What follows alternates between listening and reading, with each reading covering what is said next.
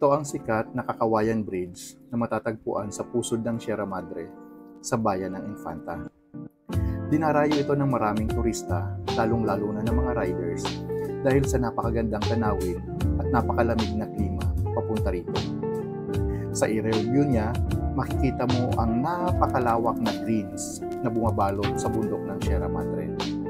Trivia: ang Sierra Madre ang pinakamahabang mountain range ng Pilipinas na sumusukat ng 540 kilometers. Ang Sierra Madre ay nagsisilbing pananggalang ng mga bagyo na galing sa Pacific Ocean para bago man ito tumama sa lupa ay madalas nababasag na ito. Sa pagbaybay mo ng Marilaki Highway, napakasarap ng hangin at napakalamig ng simoy dito. Dahil nga sa napakaraming punong kahoy na bumabalot sa Sierra Madre.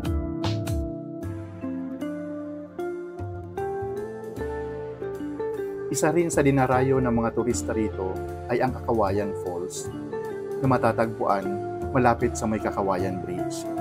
Ito ay ang falls na napakalamig at napakalinaw dahil ang tubig nito ay galing mismo sa bundok ng Sierra Madre.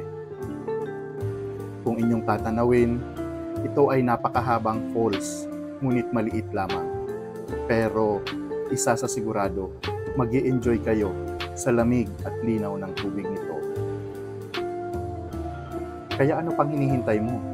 Baybayin na natin ang Marilaki Highway hanggang sa maabot natin ang Kakawayan Falls.